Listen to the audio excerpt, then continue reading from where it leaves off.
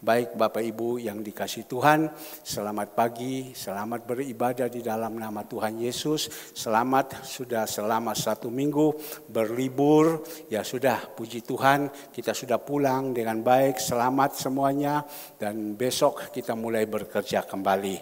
Percaya ya, kita pergi berpergian, banyak sekali ya pengeluaran-pengeluaran yang harus kita keluarkan.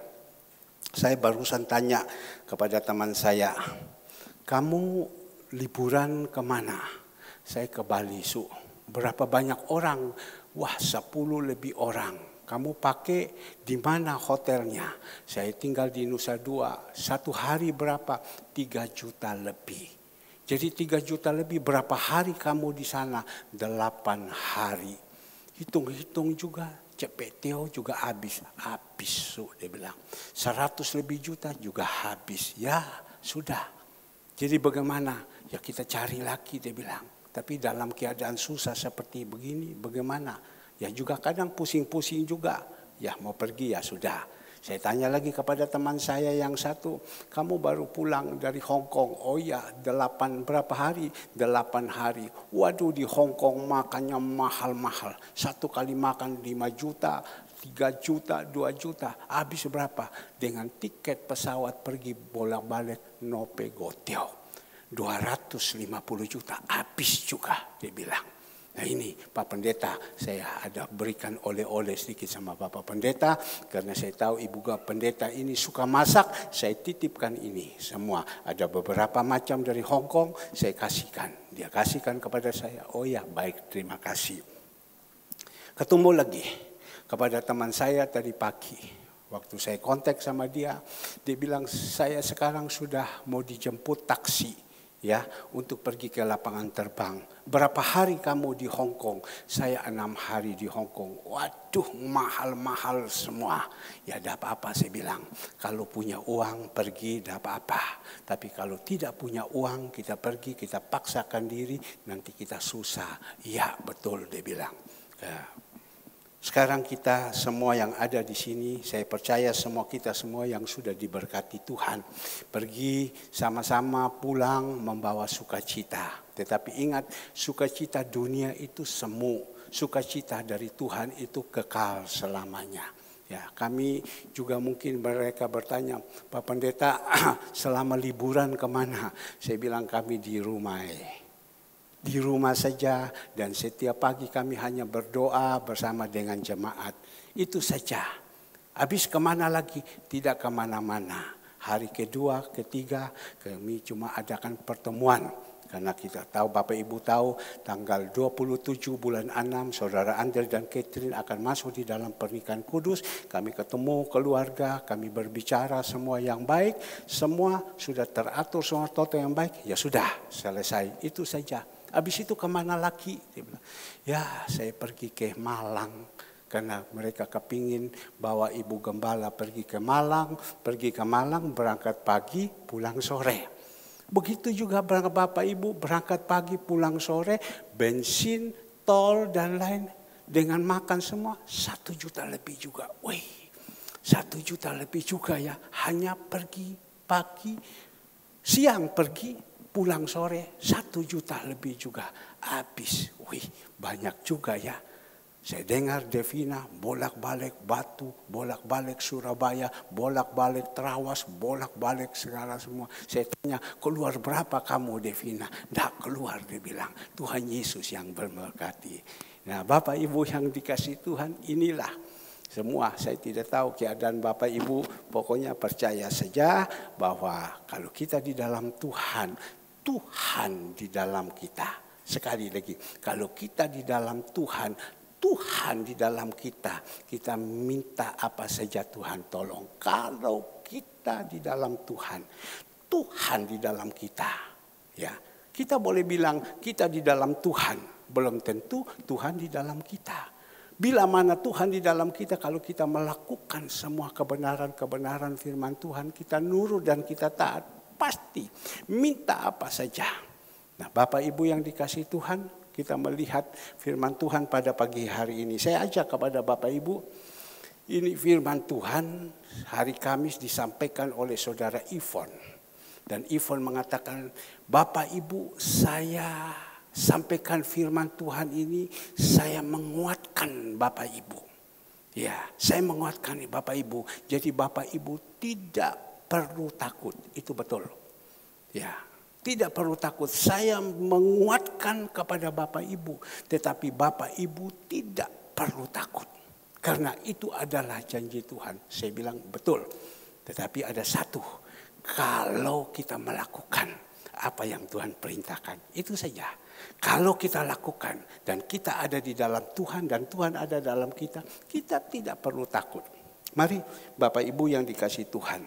Di dalam Yesaya 41, kita baca dari ayatnya ke-8 sampai dengan ayatnya yang ke-13. Israel hamba Tuhan.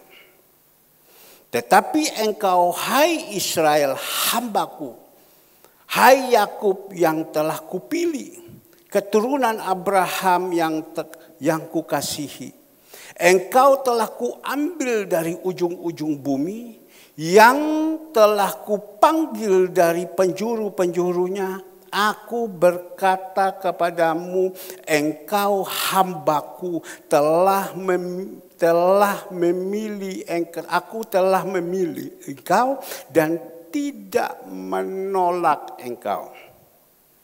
Jangan takut, sebab aku menyertai engkau. Ayat 10. Jangan bimbang, sebab aku ini Allahmu. Aku akan meneguhkan, bahkan akan menolong engkau. Aku akan memegang engkau dan dengan tangan kananku yang membawa kemenangan. Sesungguhnya semua orang yang bangkit amarahnya terhadap engkau akan mendapat malu dan kena noda. Orang-orang yang membantah engkau akan seperti tidak ada dan akan binasa. Engkau akan mencari orang-orang yang berkelahi dengan engkau, tetapi tidak akan menemui mereka. Orang-orang yang berperang melawan engkau akan seperti tidak ada dan hampa. 13. Sebab aku ini Tuhan Allahmu, memegang tangan kananmu dan berkata kepadamu, jangan takut, aku yang menolong engkau. Nah Bapak Ibu yang dikasihi Tuhan, firman Tuhan pada pagi hari ini memberikan kekuatan kepada jemaat agar supaya jemaat ini jangan takut. Ini yang Tuhan ajarkan kepada kita, yang Tuhan beritakan firman Tuhan ini kepada kita pagi hari ini. Karena Bapa ada di surga, kami ada di bumi. Bapa di surga tahu semua apa yang menjadi persoalan, masalah kita, pergumulan-pergumulan kita. Maka itu Tuhan bilang, jangan takut. Pada waktu saudara Ivon sampaikan pada hari Kamis, saya mendengar ini, betul ini. Ini berarti Tuhan baik. Dan dia mengingatkan kepada kita, jangan takut. Jangan takut. Jadi Bapak Ibu yang dikasihi Tuhan, pagi hari ini kita diajarkan, kita diberikan kekuatan oleh firman Tuhan, oleh Tuhan sendiri agar supaya kita jangan takut. Ya. Dan kalau kita baca dari ayatnya ke-8 dikatakan di sini Israel hamba Tuhan. Apalagi dikatakan Israel hamba Tuhan, kita ini Israel rohani. Pada waktu zaman nenek moyang kita Israel jasmani, mereka jatuh berguguran.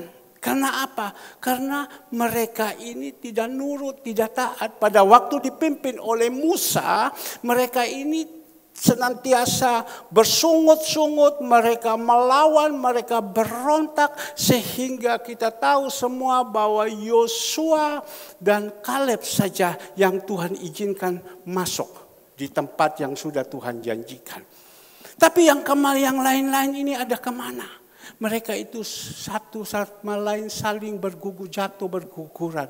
Karena apa? Karena tidak nurut, tidak taat.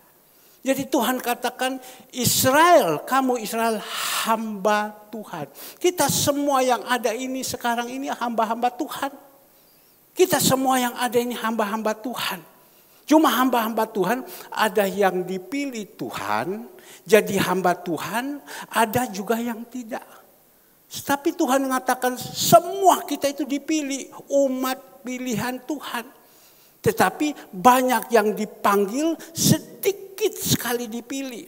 Tuhan tahu, orang ini saya sudah pilih, tetapi Tuhan tahu bahwa orang ini bisa dipakai sama Tuhan apa tidak. Ya. Seperti dikatakan di sini Yakub, 2 kakak beradik, anak daripada Ishak. Ya, ada Esau, ada Yakub. Esau itu kakak yang mendapatkan hak kesulungan. Tetapi karena dia juga dipilih sama Tuhan, tetapi dia tidak mau melakukan. Dia jual hak kesulungan dengan kacang merah. Diambil sama Yakub. Yakub tahu, Tuhan tahu bahwa Yakub ini adalah umat pilihan. Sebenarnya Esau juga. Tetapi Esau tidak mau dipilih. Dia lebih memilih dunia. Ya, memilih kedagingan. Tapi Esau ini, Yakub ini benar-benar. Dia mau dipakai sama Tuhan. Jadi dikatakan Yakub pilihan Tuhan. Dan Yakub ini adalah orang, aku telah memilih engkau Yakub dan tidak menolak engkau. Jadi kita kalau bisa berusaha, jangan sampai Tuhan menolak kepada kita. Ya, Tuhan bilang, Yakub, aku sudah memilih engkau dan aku tidak menolak engkau. Jadi kita juga kembali di dalam kehidupan kita. Jangan sampai kita ini sudah dipilih Tuhan, tetapi karena perbuatan-perbuatan kita sehingga tidak cocok dengan Tuhan, jadi Tuhan menolak, Tuhan tidak mau. Tetapi Yakub ini mau melakukan apa yang Tuhan perintahkan. Dan aku tidak menolak engkau. Justru orang yang tidak menolak engkau, Tuhan bilang, jangan takut. Jangan takut. Saya ingat kata-kata ini. 27 tahun yang lalu, Tuhan panggil saya untuk melayani Tuhan. Pada waktu panggil saya punya rumah sudah tidak ada untuk tinggal. Sudah diambil bank. Semua harta-harta saya yang ada sudah tidak ada. Cuma saya bersama istri dan anak. Sama tambah Kesia yang masih kecil. Saya berpikir-pikir ini Tuhan panggil saya jadi hamba Tuhan. Waktu itu pemikiran saya masih cekak, masih pendek. Ya, gimana saya melayani Tuhan? Saya mau makan dari mana? Ya, saya mau tinggal di mana? Rumah tidak ada, semua tidak ada. Tetapi pada waktu itu saya pergi. Untung ada gembala yang membawa kepada saya untuk pergi berdoa. Berdoa keungaran. Di situ dalam ketakutan, dalam kebingungan saya. Bagaimana saya sebagai kepala keluarga bisa memberikan makan kepada istri. Memberikan makan kepada anak-anak. Bagaimana? Semua saya sudah tidak ada. Tapi Bapak Ibu yang dikasihi Tuhan. Pada waktu saya masuk di dalam gua, ini firman Tuhan rema kepada saya. Ini firman Tuhan. Jadi pada waktu saudari Ivon sampaikan, saya dengar ini firman, ini rema sama saya. Firman Tuhan itu ya dan amin. Tapi saya tidak mengerti bahwa saya ini umat pilihan Tuhan, umat yang tidak ditolak sama Tuhan, tapi umat pilihan Tuhan yang Tuhan percayakan. Tuhan bilang kepada saya, jangan takut. Bla bla bla sampai dengan ayatnya yang ke-13. Ya saya hanya mendapatkan kekuatan dengan firman Tuhan itu. Dan saya jalankan hidup ini. Ya, saya jalankan hidup ini. Hari lepas hari, hari lepas hari. Dengan setia dan takut akan Tuhan. Bukan bilang tidak ada tantangan. Tantangan banyak sekali. Tapi saya jalankan semua dengan setia sama Tuhan. Saya taat apa yang Tuhan perintahkan. Dan sampai hari ini. Yang tidak mungkin itu jadi mungkin. Kenapa saya mengatakan yang tidak mungkin jadi mungkin? Pada waktu itu Tuhan percayakan saya sudah ambil alih gereja ini. Tapi pada waktu itu ambil alih gereja ini saya tidak bisa berbuat apa-apa. Yang datang Tuhan izinkan itu semua yang datang anak-anak buah kapal saya. Mohon maaf. Rambut-rambut keriting yang tukang pukul orang punya. Mereka datang di sini yang bertobat. Dan juga banyak beberapa anak-anak yang narkoba-narkoba. Saya mau dapat makan dari mana? Kalau saya bisa melihat ada sepeda motor saja yang datang beribadah, saya sudah bersyukur. Tapi yang datang itu dengan sepeda engkol. Dia datang membawa persembahan dan setiap minggu persembahan hanya 90.000. Ya, persembahan hanya 90.000. Itu sudah senang. Tapi bagaimana saya bisa eksis? Bagaimana saya bisa dijaga Tuhan, disertai Tuhan, apa yang Tuhan ngomong? Tapi saya mau belajar, saya taat, saya setia sama Tuhan. Saya belajar seperti Rasul Paulus. Setia sama Tuhan sampai akhir. Rasul Paulus katakan kepada Timotius, aku telah mengakhiri pertandingan. Ya, sudah mengakhiri pertandingan. Dan aku telah akan menerima mahkota kemuliaan. Jadi setia dari awal sampai akhir. Nah Bapak Ibu yang dikasihi Tuhan, inilah firman Tuhan. Saya merenungkan, iya ya Tuhan ini benar.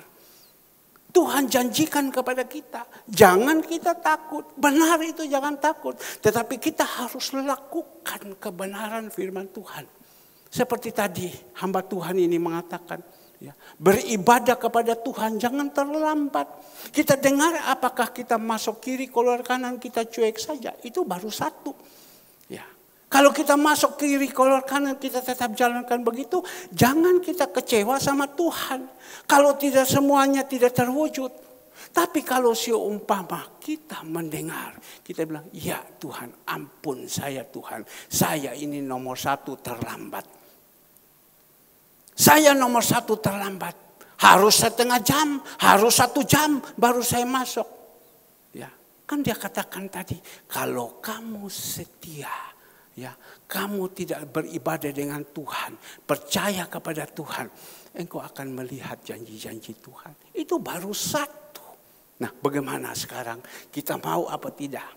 Kita bersyukur ya, jemaat-jemaat Tuhan sudah kebenaran, begini-begini semua. Ya, datang pagi-pagi semua sudah datang. Ya, kalau ada 1-2 orang yang terlambat, ya sudahlah. Kan tidak semua sempurna, tapi percaya pasti bisa. Nanti semua nanti akan seperti ini.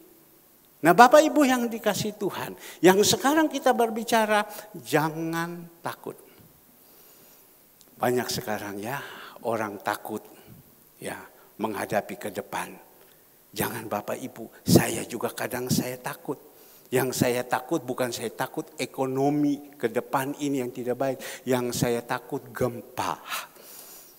Kakak saya bilang begini, saya tidak takut yang lain. Yang saya takut ini gempa. Kita lihat di Myanmar saja 7,7 semua ambruk. Dan ada dari BMKG mengatakan di Indonesia 8, kakak saya bilang, kamu tahu katanya mau mulai dari Pulau Sumba. Pulau Sumba itu ada di belakang yang namanya Wanokaka. Itu sumbernya pertama situ. Itu datang hancur kita semua. Saya berpikir-pikir iya ya. Kalau kita sekarang kita di rumah gereja ini gempa ini dia rubuh ya tidak apa-apa. Paling kita kena plafon saja. Tidak apa-apa. Tapi kalau di atas cor-coran, ini besi, balok datang pukul kepala kita, mati sudah. Ya, sampai bagaimana kalau 8, digoyang semua. Mau jadi apa? Tapi sudahlah, tidak apa-apa. Ya, yang penting kita takut sama Tuhan, tutup mata di dunia, buka di atas. Ada tempat yang Tuhan sudah siapkan. Jangan sampai kita tutup mata di dunia, pulang di atas. Sampai di atas kita masih tetap melihat gelap. Maka itu kita jadi anak-anak Tuhan. Yang sudah percaya kepada Tuhan. Berjaga-jagalah. Karena engkau tidak tahu kapan itu Tuhan datang. Berjaga-jaga itu seperti bagaimana hati kita itu harus berjaga-jaga. Karena saat ini iblis mengaum-ngaum mencari orang yang siap ditelan. Kalau kerohanian kita tidak bagus, iblis masuk sama kita, habis sudah. Habis. Kita dibawakan oleh iblis. Iblis itu jalan kepada kita, bawa kepada kita dalam kegelapan. Tapi kalau Tuhan bawa kepada kita dalam terang, maka itu kita harus berjaga-jaga. Ada hubungan baik dengan Tuhan. Hidup kita ini berusaha supaya kita ini mencintai Tuhan. Dan Tuhan mencintai kita. Itu yang paling penting. Sehingga pagi hari ini Tuhan pesankan kepada kita, jangan takut. Tadi saya sudah menceritakan kehidupan kami bagaimana sampai sekarang Tuhan jaga. Sampai sekarang Tuhan lindungi sertai kita sampai sekarang. Coba kalau kita keluar dari jalannya Tuhan. Ya, sudah mungkin tidak tahu jadi apa ini. Kakak saya yang paling besar dia bilang begini sama saya. Jadi saya selama berlibur saya video call dengan dia. Dia katakan, woi saya lihat kamu ini kalau bukan Tuhan. Kamu dah hidup. Dah gampang loh tinggal di kota Jawa. Kota besar macam begini. Pengeluaran yang begitu besar. Tapi saya melihat kamu ini kalau bukan Tuhan. Waduh, tidak bisa. Saya saja punya pemasukan yang begini besar saja. Saya takut. Tapi saya melihat kamu ini kok ini. Ya karena apa? Saya bilang karena Tuhan menyertai saya. Coba kalau Tuhan tidak menyertai saya udah habis. Bagaimana cara Tuhan supaya bisa menyertai kita? Kita hidup di dalam Tuhan yang benar. Kita nurut apa yang dia perintahkan, apa yang diajarkan, kita nurut dan kita lakukan. Kadang kita mau berusaha nurut lakukan, tetapi iblis datang membawa kepada kita yang salah. Maka itu perlu sekali. Kumpulan itu benar. Raja Daud bilang di dalam Mazmur 1 ayatnya yang ke-1. Coba kita lihat. Mazmur 1 ayat ke-1. Ini Raja Daud mengatakan. Tetapi engkau hai Israel. Ya, berbahagialah orang yang tidak berjalan menurut nasihat orang fasik. Yang tidak berdiri di jalan orang berdosa. Dan yang tidak duduk dalam kumpulan pencemooh. Jadi kumpulan-kumpulan kita ini harus kumpulan yang benar. Jangan sampai kumpulan yang salah. Kalau kita kumpul baik, kita jadi baik. Kita kumpul salah, jadi salah. Ini Raja Daud sudah ngomong. Kalau kita kumpul baik, kita jadi baik. Kalau kita kumpul salah, kita jadi salah.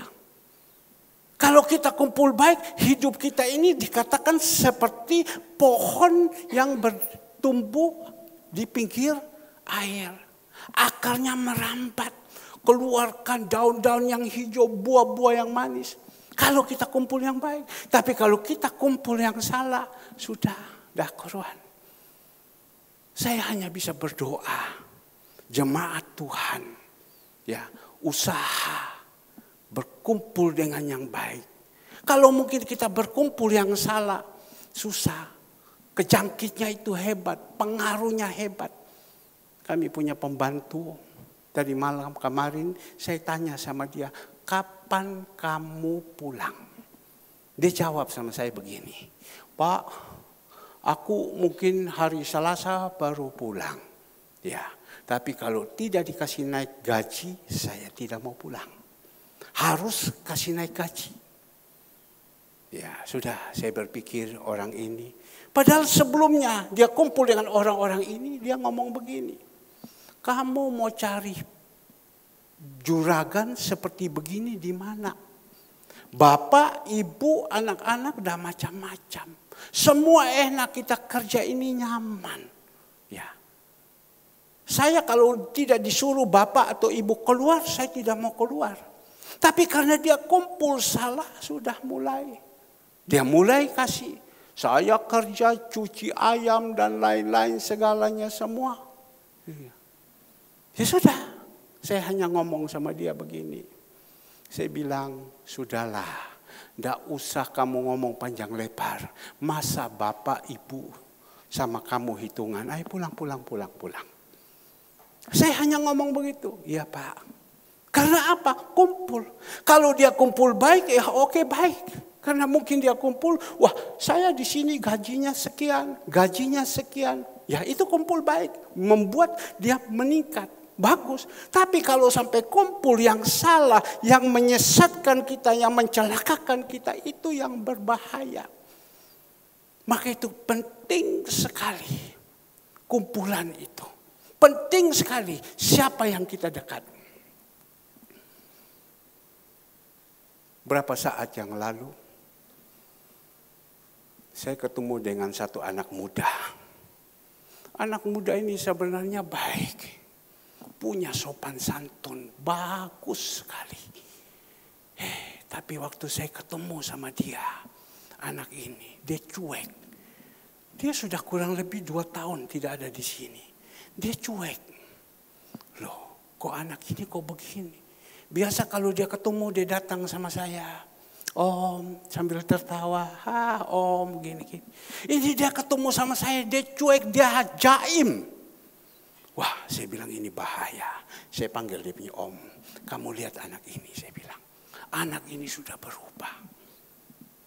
Ini mohon maaf. Ya, anak ini sudah berubah. Karena apa? Saya tidak tahu kumpulannya. Jaim sekali anak ini. Dulu tidak seperti ini. Dulu baik. Dididik sama dia dari sekolah minggu baik. Tapi sekarang kenapa dia baru begini? Dia jaim sekali. Ya, ini saya pikir-pikir karena kumpulan. Karena kumpulan. Bahkan saya dengar baru-baru ketemu dengan mereka waktu pergi. Ketemu di satu tempat. Dia hanya datang tegur kepada si A saja. Sedangkan si B orang-orang tua dia tidak tegur, dia cuek. Dia hanya tegur sama satu orang saja. Yang lain dia tidak tegur. Masa saya bilang iya. Maka itu penting orang-orang tua. Kita jaga kita punya anak-anak. Lihat kumpulannya siapa. Kumpulan baik jadi baik. Kumpulan jahat jadi jahat. Karena hari-hari ini ada begitu banyak di luar. Jahat-jahat semua. Hari Minggu yang lalu selesai ibadah, selesai kami pergi penguburan kepada Ibu Non. Kami pergi ke mall di PTC. Saya sampai di sana, saya duduk, saya jalan saja waktu ikut makan. Saya melihat ini orang-orang baru pulang dari gereja. Ini celananya di sini. Bajunya ini keluar, mohon maaf ini keluar pusarnya. Ya, yang laki juga celana pendek, jalan semua, tato kiri, tato kanan. Saya bisik sama anak saya, Andre, ada seperti ini kok orang macam begini sekarang. Ya Papa, sekarang seperti ini. Apakah gembalanya tidak menggembalakan? Ya gembalanya yang penting sampaikan firman Tuhan, selesai, ya sudah. Dia kasih persembahan, dia kasih yang lain-lain, dibuang, dikasih yang enak-enak telinganya, ya sudah pulang. Tidak bisa digembalakan laki yang baik. Wah, sampai ada begini ya. Saya mulai belajar. Inilah akhir zaman. Inilah akhir zaman. Ada berapa banyak anak-anak Tuhan sudah berubah. Karena apa? Zaman. Ya. Tapi kita tidak boleh ikut itu zaman. Ya. Kita tidak boleh ikut itu adat istiadat. Ya. Kita ini ikut firman Tuhan. Barusan kami ketemu dengan keluarga daripada Catherine, Bapak Budi dan Ibu semua. Pak, bagaimana Pak? Ya, ini di dalam pernikahan ini ada adat-adat apa yang Bapak pingin?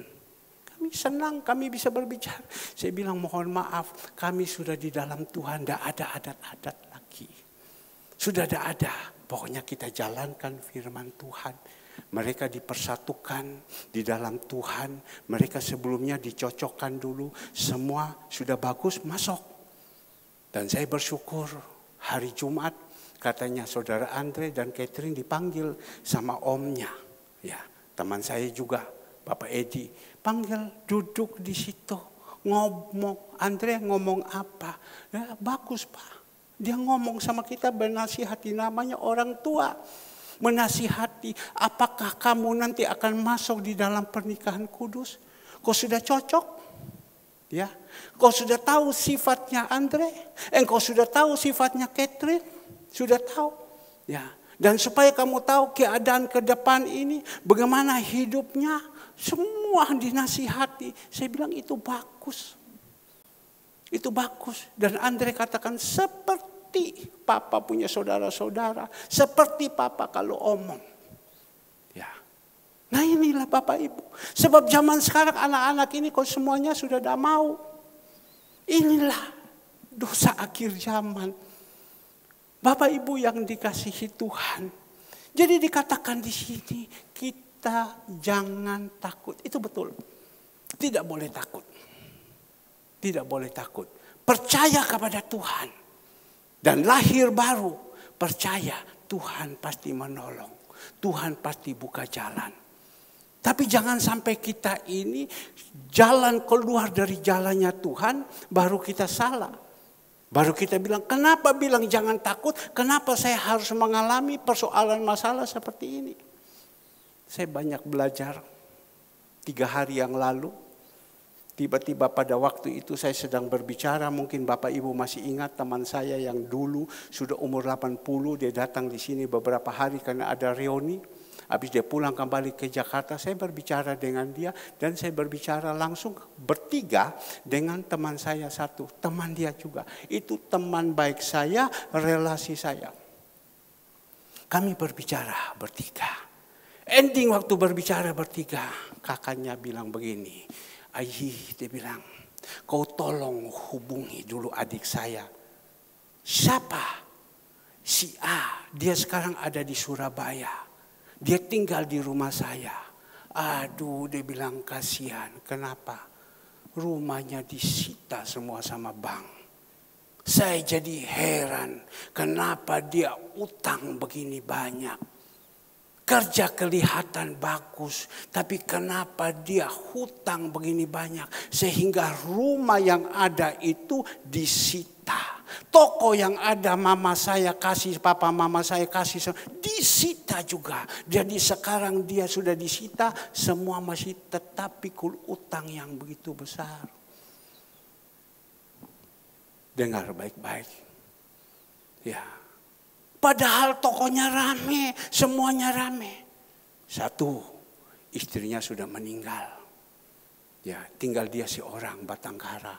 Maka itu istri itu penting sekali pendamping untuk suami. Ya, istri itu adalah penolong, bukan perongrong. Tapi karena istrinya meninggal, ya sudah. Tetapi pada waktu itu mereka sama-sama anak Tuhan Bapak Ibu. Ya, jadi mereka terjun di proyek pemerintahan punya. Terima kerja itu proyek. Zaman sekarang itu kerja proyek, jadi mereka kerja, dapat uang muka. Mereka lakukan ini, beli alat ini, beli alat ini, beli alat ini. Kerja. Sampai ujungnya tidak kelihatan untungnya, buntung. Mungkin dana itu yang dia dapat, uang itu dia pakai belikan alat, dia kredit dan lain-lain segala semua. Jadi akhirnya buntung. Sehingga pada waktu itu dia sudah tidak kuat. Barusan ini pemerintah pangkaskan semua dana-dana APBN, APBD, semua banyak terpangkas. Ya, dia tidak kuat. Mau bayar semua sudah ini. Proyek tidak bisa dia kerjakan, uang muka sudah tidak ada lagi. Angkat bendera, disita sama bank, habis semua. Saya telepon sama dia tidak berani terima. Tapi saya WA sama dia, saya ini Ayi. Ya, dia tahu begitu, besok dia telepon saya. Aduh, dia bilang, Ayi, puji Tuhan engkau telepon sama saya. Saya mau coba ajak berunding sama kamu. Kenapa? Saya tidak mau ceritakan bahwa dia sudah hancur. Saya tidak mau ceritakan, nanti kan dia tersinggung. Tapi dia yang cerita. Kau hamba Tuhan, saya sekarang sudah hancur, habis. Rumah saya habis, semua habis dan lain-lain. Menurut kamu bagaimana? Sekarang saya mau lari kemana? Kakak saya suruh sama saya tinggal di rumah kakak saya. Ya, saya tinggal di sini. Ada pembantu yang urus saya makan. Tapi saya rencana saya mau lari pergi kepada anak saya di Palangkaraya. Bagaimana menurut kamu? Saya bilang, kamu punya anak berapa? 2. 1 laki, 1 perempuan. Yang laki sudah mati. Yang perempuan ini yang ada di Palangkaraya. Bagaimana anak perempuanmu bagaimana? Baik apa tidak? Saya percaya pasti baik. Anak perempuan pasti baik. Ya sudah. Kamu coba pergi ke sana. Tapi saya mau tanya, bagaimana ekonomi daripada anak perempuanmu atau mantumu? Nah, ini lagi. Dulu dia bilang sukses. Kerja apa? Memborong pemerintah punya. Tapi sekarang itu bangkrut, habis. Jadi sekarang sudah habis dia bilang. Waduh. Kalau kamu pergi ke sana, dia dalam posisi bangkrut, bagaimana? Wong dia pikir dia punya diri sendiri saja sudah susah, pikir sama kamu. Ya coba saja saya bilang. Pergi ke sana, sambil sana ketemu dengan anaknya. Coba lihat kalau dia masih memperhatikan kamu, anak pasti. Ke suami masih memperhatikan karena dalam keadaan susah. Ya masih perhatikan ya tidak apa-apa. Kamu sama-sama. Anak kamu punya anak berapa? Ada 4 anak saya. Ya, lihat nanti. Cucu kamu masih mau memperhatikan apa tidak. Kalau tidak memperhatikan, ya sudah kamu pulang kembali ke kakak kamu ini. Iya, nangis dia. Saya susah. Maka itu sekarang saya mau sungguh-sungguh cari Tuhan. Sekarang saya setiap malam 2-3 kali bangun berdoa. Saya bilang itulah manusia. Kalau sudah susah mau cari Tuhan. Kalau tidak susah tidak mau cari Tuhan. Betul itu dia bilang. Ya. Maka itu saya bilang hari-hari ini Tuhan bilang ketahuilah hari-hari yang terakhir ini ada kesukaran-kesukaran yang Tuhan izinkan. Kesukaran-kesukaran ini supaya apa? Kita datang cari Tuhan. Kita berdoa kepada Tuhan. Kita serahkan hidup ini. Kita melihat Elia. Elia itu orang benar. Dia berdoa Tuhan jawab. Jangan sampai kita tidak benar, kita berdoa Tuhan tidak jawab. Elia itu orang benar. Dia berdoa Yakobus 5 ayat 15-16. Dia orang benar, dia berdoa supaya hujan itu jangan turun. Hujan itu turun, Tuhan dengar. Maka itu dia nangis. Saya bilang inilah manusia. Nah inilah pengalaman saya yang saya belajar, saya coba membagikan kepada anak-anak saya. Ya, saya bagikan agar supaya kita jadi anak-anak Tuhan. Dalam menghadapi kehidupan ini memang Tuhan pesan kepada kita, kita tidak perlu takut. Ya, tapi hanya tambah satu. Kita tidak perlu takut, kita harus melekat sama Tuhan. Tuhan di dalam kehidupan kita, kita di dalam Tuhan. Itu yang paling penting. Kita baru sekarang berbicara tentang takut. Kita melihat barusannya. Ekonomi tergoncang. Kalau saya tidak salah sekarang dolar, kalau saya tidak salah. Kemarin teman saya bilang sudah mau tembus 17.000. Pada waktu kenop dulu ya sudah 17.000. Ini sekarang sudah tembus 17.000. Bukan itu saja, kita tahu ya Donald Trump. Dia bikin satu ini bahwa semua negara-negara yang ekspor barangnya ke Amerika semua dikenakan pajak. Indonesia dikenakan 32%. Kalau barangnya Indonesia omong kosong. Aqua Rp500 ini diekspor ke Amerika. Sampai di sana dikenakan pajak. Kau harus bayar 32%. Berapa ini? Indonesia tidak bisa kirim ini barang karena sudah kena pajak di sana. Siapa yang mau beli? Terpaksa sudah macam begitu, pabriknya tutup. Ya. Semua banyak PHK. Maka itu saya bilang kita yang bekerja, kalau sampai kita bekerja masih baik, tetap kerja yang baik. Ya, jangan seperti pembantu ini. Pak, kalau gaji tidak tambah, saya tidak mau datang. Saya bilang cari kerja sekarang ini susah. Kita lihat minggu depan. Kita lihat minggu depan ini. Bagaimana? Semua barang-barang naik. Tidak menentu semua. Kalau kita melihat kekacauan demi kekacauan. Kesusahan demi kesusahan. Perang dagang sekarang sudah mulai. Cina tidak terima baik. Donald Trump buat aturan macam begini. Kena pajak sekian. Cina bilang saya balas. Perang dengan perang dagang. Bagaimana? Yang kuat. Yang berdiri kuat. Yang tidak kuat jatuh semua. Nah Bapak Ibu yang dikasih Tuhan. Jadi Tuhan itu baik. Dia tahu dalam keadaan begini. Dia bilang jangan kita takut. Benar kita jadi anak Tuhan. Tidak boleh takut. Tadi malam ada suami istri datang kepada saya. Mereka datang. Mereka membawa sesuatu. Pada waktu bawa sesuatu saya tanya kepada dia. Saya bilang bagaimana? Dia bilang Pak saya pamit dulu. Besok saya mau pergi. Saya bilang kalau bisa ibadah dulu. Namanya gembala. Kalau bisa ibadah dulu. Ibadah selesai kamu pergi. Ya ada perjamuan kudus. Pergi dulu. Oh tidak Pak. Tidak bisa Pak. Tidak bisa. Saya bilang kalau bisa dahulukan Tuhan. Matius 6 ayat 33, carilah dahulu kerajaan Allah dan kebenaran. Wah, tidak bisa Pak, tidak bisa. Ya sudah, saya omong terus begitu, tidak bisa ya saya diam.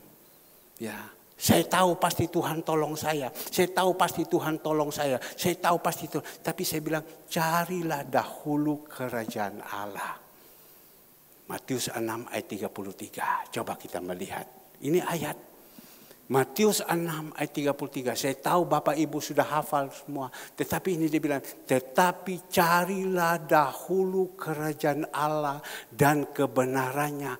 Maka semuanya itu akan ditambahkan kepadamu. Ini janji Tuhan. Dahulukan Tuhan. Tuhan itu jangan dikebelakangkan. Dunia yang didahulukan, Tuhannya dibelakangkan. Jangan. Carilah dahulu. Saya bilang yang berbicara kepada kalian ini adalah gembala. Ini gembala ini bukan gembala ketemu besar. Ini gembala ini ketemu kecil dibimbing dari bawah. Carilah dulu Tuhan. Kalau engkau dapat Tuhan dulu maka semuanya. Tapi kan banyak orang tidak ngerti. Ya, atau mungkin ngerti tapi tidak mau. Lebih mementingkan duniawi. Carilah Tuhan dahulu. Maka semua akan ditambahkan. Kalau kita sudah mendahulukan Tuhan, Bapak Ibu yang dikasih Tuhan, kita tidak perlu takut. Saya ingat atau sebagai satu contoh, hari Sabtu, doa pagi. Doa pagi saya melihat ini orang tua ada di sini gini-gini segala semua. Pada waktu itu dalam doa pagi tiba-tiba Bapak Ibu Tuhan taruh di dalam hati saya. Amsal 21 ayat 1. Hati raja ada di tangan Tuhan. Ya, kemana dia alirkan. Tiba-tiba Tuhan kasih ingat sama saya. Kamu lihat itu orang tua. Kamu lihat dia. Ya, saya dengar itu satu suara. Mungkin Bapak Ibu bilang kecil itu. Tetapi yang kita mau berbicara tentang perhatian Tuhan. Ya, kamu lihat itu orang tua. Bawakan ini. Makanan-makanan. Kirimkan kasih kepada dia. Itu penyertaan Tuhan. Tuhan ingat. Iya, saya dengar itu. Dan saya langsung ambil telepon. Tunggu ya. Saya lakukan ini. Oh ya baik. Sudah pagi-pagi saya pergi. Itu bukan hari Sabtu. Itu hari Kamis atau hari apa. Pagi-pagi saya langsung pergi, saya antar kasih sama dia. Saya bilang, Ibu Gembala, kamu siapkan ini, siapkan ini semua. Saya bawa, saya pergi, saya kasihkan. Saya bilang, iya ya. Bukan saya bilang saya raja.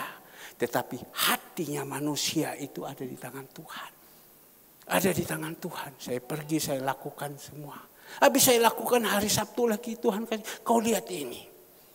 Langsung, iya Tuhan, saya nurut, saya jalankan.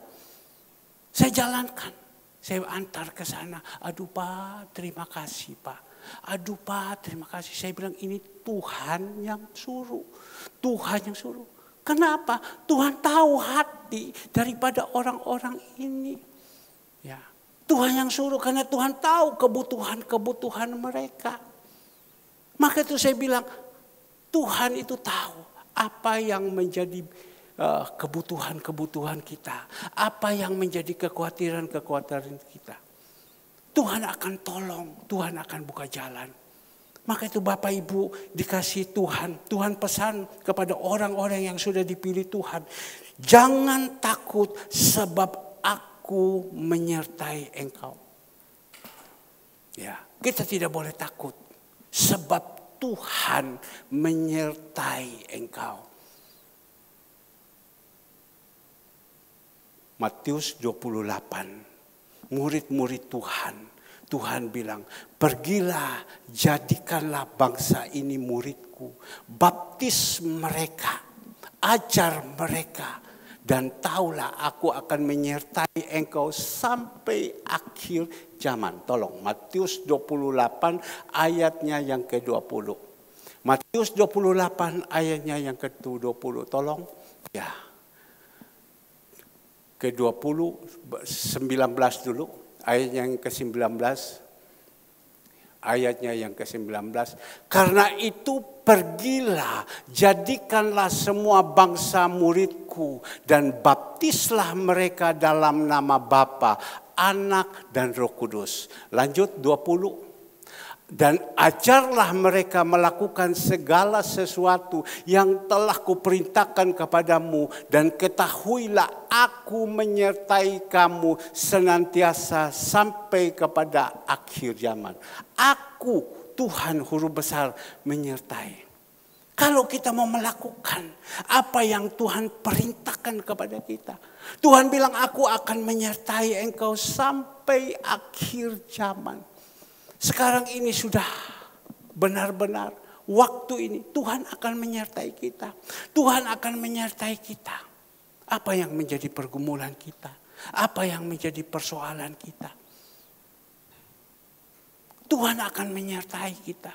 Dia jaga kita, dia lindungi kita. Bahkan dia tahu apa yang menjadi kebutuhan-kebutuhan kita. Dia siapkan semua. Bapak Ibu yang dikasihi Tuhan. Inilah yang Tuhan pesan. Dan dia katakan kembali di dalam firman Tuhan. Jangan bimbang sebab aku ini Allahmu. Jangan bimbang. Orang itu yang bimbang sama kapal yang sedang diombang-ambingkan di tengah laut. Dia bimbang. Bagaimana ini ke depan saya? Bagaimana ini? Bagaimana ini? Dia bimbang. Kadang kita manusia ini juga bimbang. Andre mau masuk di dalam pernikahan kudus tanggal 27. Ya, saya bilang bagaimana Andre? Ya, gimana? Ya sudah Papa, pegang saja. Kalau kita ada di dalam jalan kebenaran, Tuhan pasti siapkan. Jangan bimbang Pak. Percaya saja. Kalau sampai waktunya Tuhan bilang tidak, ya sudah kita tetap di sini saja. Tapi kalau seumpama Tuhan izinkan, pasti kita jangan bimbang, kita percaya. Yang penting kita periksa diri ini. Jangan kita bimbang, tidak boleh.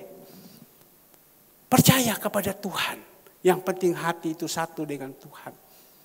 Jangan bimbang. Tuhan sudah ngomong kepada kita, jangan bimbang. Bimbang dengan pasangan hidup, bimbang dengan kehidupan ke depan. Jangan bimbang, gak usah. Saya berdoa supaya jemaat Tuhan yang ada di sini. Kalian punya rohani itu harus 30, 60, bahkan 100 kali lipat. Ya, kalian jangan bimbang. Kalian harus percaya. Kalian jalankan apa yang Tuhan suruh. Jalankan, sudah jangan bimbang. Tuhan bilang kepada saya, lakukan ini. Kau pergi ke sana. Jangan bimbang. Saya jalankan. Apa benar ini suara Tuhan? Apa benar? Jangan bimbang. Kita tidak boleh bimbang. Bagaimana ke depan ini? Ya opo, keadaan kadang sangat-sangat menakutkan. Bagaimana keadaan seperti begini? Sangat-sangat menakutkan. Barusan Noldi, anak itu baik juga. Sekian tahun dia pergi, dia bertugas di daerah. Barusan ini dia datang, dia masuk gereja waktu Ibu Non meninggal, dia ikut datang di malam duka dan juga dia ikut penguburan. Waktu ikut penguburan, dia sedang duduk di atas kuburan, saya datang kepada dia, Noldi, bagaimana kerjaan kamu di sana? Aduh Om, dia bilang, sekarang ini kalau dulu enak Om, kita masih bisa bekerja, ya orang itu kan kencang dan macam-macam, ya bisa orang berbelok-belok sedikit. Tapi sekarang ini anggaran mati semua, dipangkas semua. Jadi anggaran tidak ada. Jadi kita jadi pegawai ini PNS duduk bodoh, tinggal laporan saja terus ke Jakarta. Tidak ada anggaran turun. Masa Noldi? Tidak ada proyek-proyek, putus semua Om. Di PUPR sana putus proyek-proyek, tidak ada semua. Masa saya bilang Noldi, saya angkat telepon. Ya, kepada teman saya yang kerja proyeknya besar. Saya tanya kepada dia. Saya bilang, kamu di mana? Saya dalam perjalanan dari Surabaya ke Semarang. Bagaimana proyek di sana? Habis, dia bilang, tidak ada proyek lagi. Jadi bagaimana? Saya bilang, kalau tidak ada proyek ini bagaimana? Semua orang-orang kita rumahkan. Bagaimana ada satu kontraktor yang besar? Wah, dia bilang dia rumahkan semua. Dia rumahkan semua, ya. Dan satu dia bilang sama saya, kalau sampai pada waktu itu ada orang yang beli alat dengan kredit tidak bisa bayar, bangkrut sudah dia bilang. Kalau ada orang yang pakai uang bank besar, bangkrut sudah dia bilang. Kenapa? Tidak ada pemasukan kerja karena kerjanya proyek. Sudah tidak ada lagi. Wah, saya bilang juga ya, susah juga ya. Susah juga. Maka itu Bapak Ibu, Tuhan pesan kepada kita. Kita tidak boleh susah. Tidak boleh susah. Kita harus percaya. Tapi kuncinya ada syarat. Ya, Lukas 9 ayat 23. Coba kita lihat. Lukas 9 ayat 23. Dikatakan, katanya kepada mereka semua, setiap orang yang mau mengikuti aku. Ya, setiap orang yang mengikuti, ia harus menyangkal diri, memikuli salib dan setiap hari dan mengikuti aku. Ya, itu syarat mengikuti Tuhan. Kita mau juga supaya Tuhan bisa menolong kepada kita. Ada syaratnya. Ada syaratnya. Bukan kita hanya percaya Tuhan saja, itu. Tapi kehidupan kita yang lama tetap ada. Tidak. Ada syaratnya.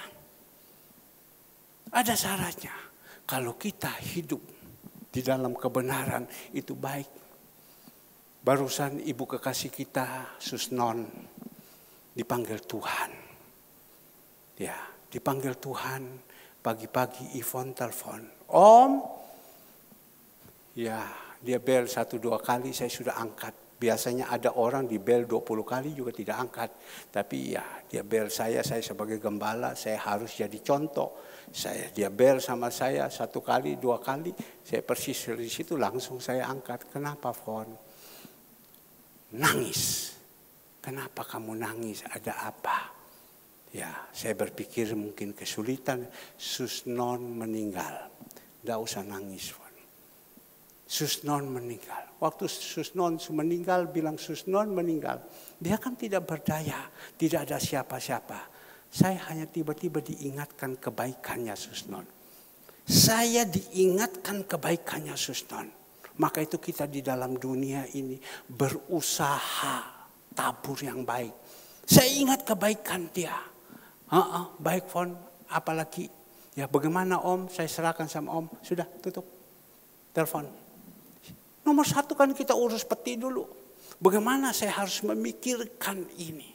Ya, saya ingat dulu kebaikan. Oh Susnon ini baik ya, luar biasa. Sampai pada waktu minggu depan, sebelum minggu lalu itu 1 minggu sebelum dia meninggal. Dia turun, saya masih pegang sama dia. Saya masih pegang sama dia. Bu Non, Susnon, ayo duduk ya Pak, terima kasih. Ya, saya ingat kebaikannya. Pada waktu dulu, saya ambil alih ini gereja. Serangan kepada saya itu begitu banyak. Dia berdiri di depan. Dia berdiri di depan. Itu yang saya tidak lupa. Pada waktu saya ambil alih gereja ini kan saya menghadapi begitu banyak orang yang mau lawan sama saya. Tapi dia berdiri ke depan.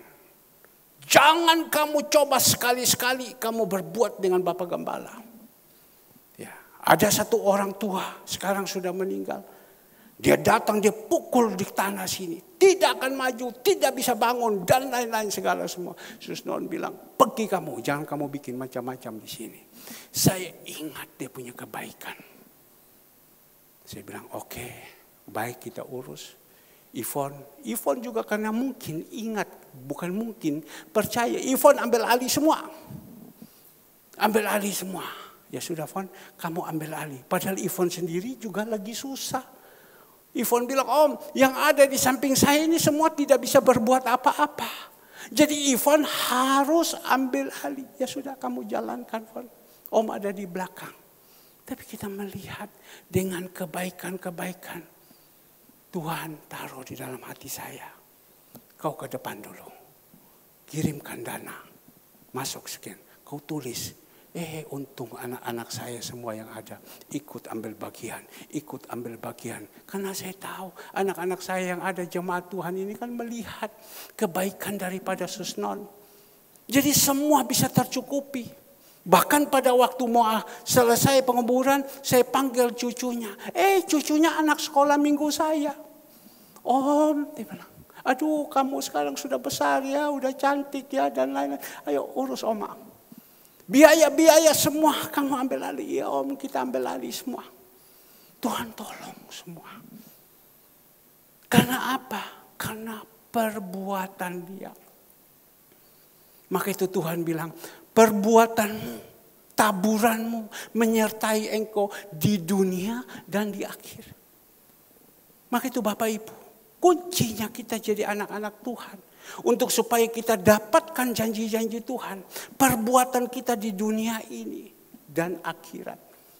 Ya, kita buat yang baik, kita tabur yang baik sampai di atas. Bapak Ibu yang dikasihi Tuhan. Bagaimana kita jadi anak-anak Tuhan? Apakah di dalam kehidupan kita ini, perbuatan kita ini, yang kita lakukan semua hanya kejahatan dan kejahatan dan kejahatan? Kalau yang kita tabur yang jahat semuanya, itu berarti kita bukan anak Tuhan. Meskipun kita melayani Tuhan, kita lakukan apa, tapi ada kejahatan di dalamnya. Maka itu firman Tuhan mengatakan, buanglah segala yang ada di dalam hati kita yang jahat-jahat ini. Kita ikut Tuhan, kita sudah jadi orang yang benar. Sebab akhir zaman ini ada banyak anak-anak Tuhan. Karena pengaruh dari dunia ini. Pengaruh yang membuat iblis mengaum-ngaum. Banyak anak-anak Tuhan itu jahat-jahat semua. Teman saya kemarin dia baru berbicara. Ingat yang membagikan kepada Bapak Ibu parcel. Tapi saya tukarkan parcel jadi beras. Yang kasih biskuit itu. Dia bilang, Pak Pendeta, kalau saya mati, saya sudah omong, saya dibakar saja. Udah bisa saya bilang, kalau bakar, ya sudahlah, saya dibakar saja.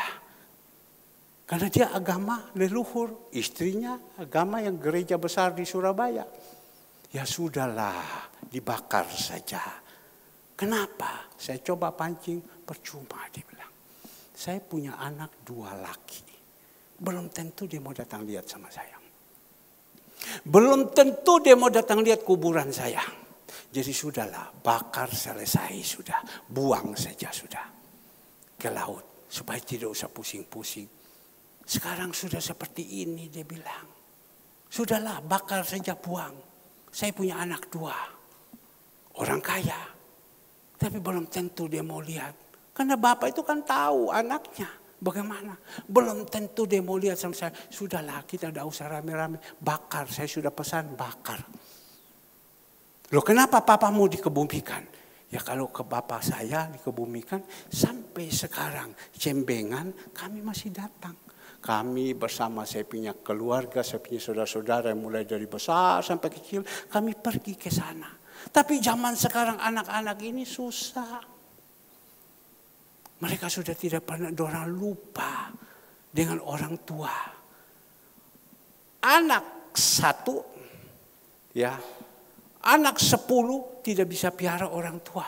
Tapi anak 1, orang tua, dia bisa urus. Bisa urus orang tua. Bisa urus anak-anak semua. Sudahlah, dia bilang, percuma. Bakar saja, dia bilang.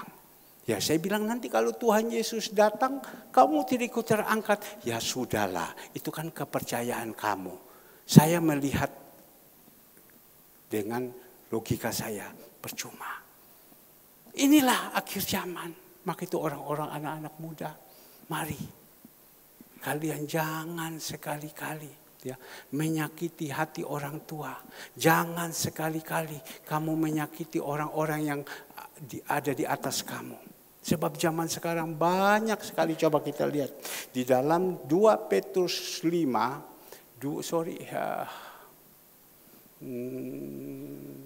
Petrus 5 ayatnya ke-8. 2 Petrus 5 ayatnya ke-8. Apa yang dikatakan Rasul Petrus?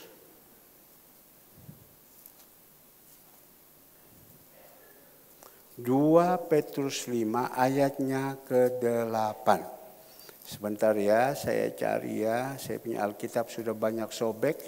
Ya. 1 Petrus 5 ayatnya yang ke-8. Sadarlah dan berjaga-jagalah lawanmu si iblis berjalan-jalan keliling sama seperti singa yang mengaum-ngaum mencari orang yang dapat ditelan.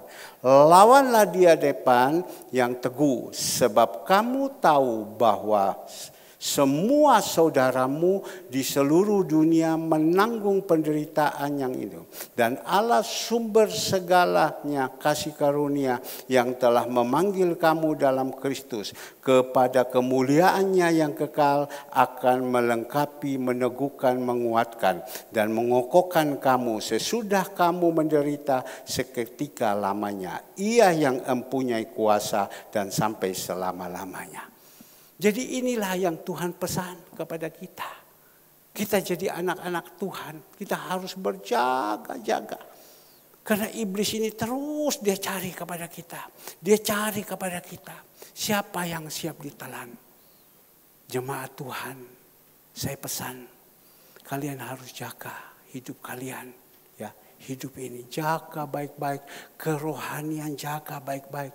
Jangan keduniawian yang kalian dahulukan.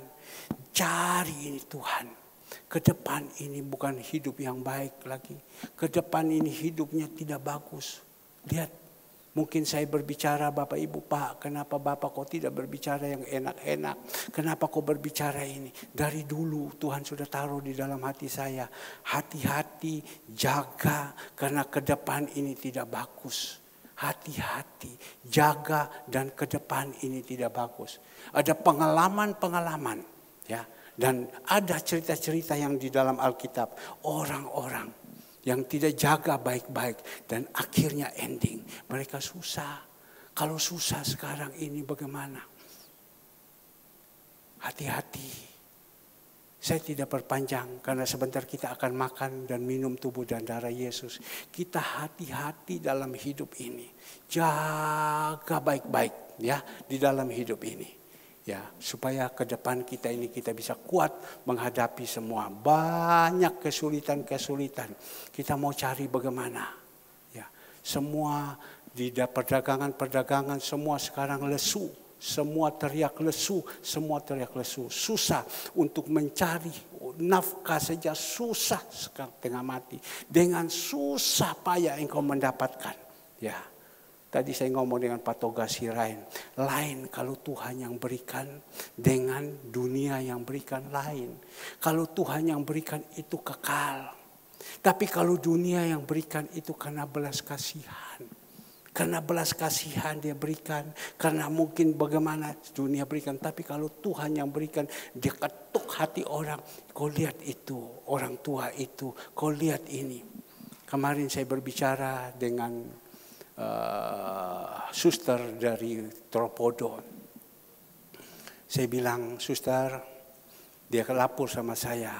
Hari Jumat Pak Pendeta, minggu depan ini, tolong kalau bisa tidak kami berikan makan kepada mereka. Dan minggu depan lagi kami tidak, 2 minggu pray. Kenapa suster? Karena kita ada jalan salib. Oh ya, begitu, baik. Tapi baik suster, saya tolong tanya. Ini ibu-ibu janda, anak-anak yang cacat itu kan mereka tidak jalan salib. Yang kita berikan makan ini kan kepada Tuhan. Tuhan bilang, kau perhatikan anak yatim, kau perhatikan janda-janda, orang-orang asing berbuat untuk Tuhan.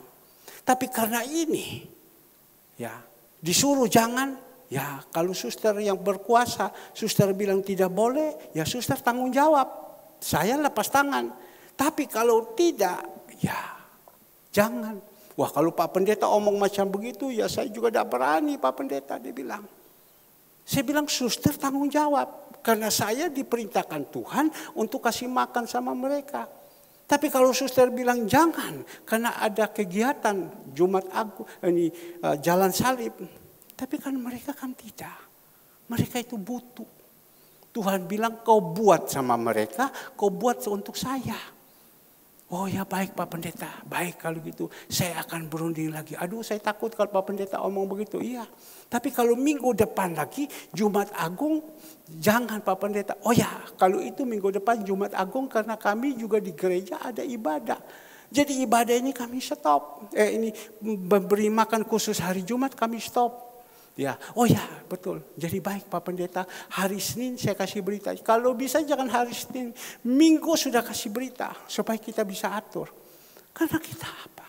Kita sudah dalam Tuhan, kita punya kasih. Tuhan perintahkan ini kita lakukan. Tapi kalau ada yang menghalang-halang segalanya semua, ya itu urusan kamu. Yang penting Tuhan suruh kita jalankan. Lakukan perintah-perintah Tuhan. Tuhan Yesus memberkati. Saya minta pemusik, singer, mari kita akhiri di dalam ibadah dan di depan kami.